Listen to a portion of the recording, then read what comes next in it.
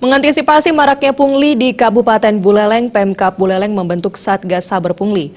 Pengurus dan anggota tim Saber Pungli terdiri dari Polres Buleleng, Kejaksaan, pemerintah daerah, dan inspektorat.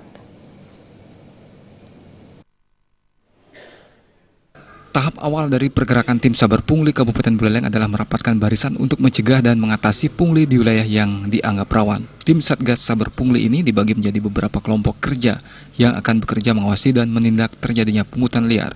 Hampir seluruh satuan kerja khususnya pada pelayanan-pelayanan kepada masyarakat rawan terhadap pungutan liar. Tim Satgas Saber Pungli mencoba memberikan pembinaan dan pengawasan terlebih dahulu. Pembinaan dan pengawasan ini bertujuan untuk mencegah terjadinya pungutan liar yang semakin marak. PLT Bupati Made Gunaja berharap dengan adanya tim Satgas Saber Pungli, penyelenggaraan pemerintahan di Kabupaten Buleleng menjadi benar-benar bersih, clean governance, dan good governance.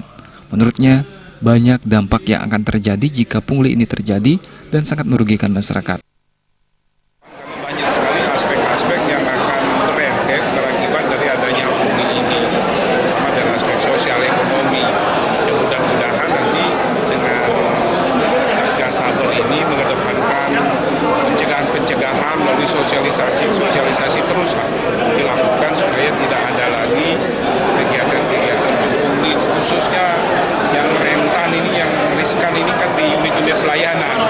Nah ini ada kalanya orang tidak sabar gitu ya, tidak sabar untuk mendapatkan pelayanan dengan main rusak-rusuk sehingga aparat-aparat kita tergoda dengan hal-hal yang seperti ini tidak boleh terjadi.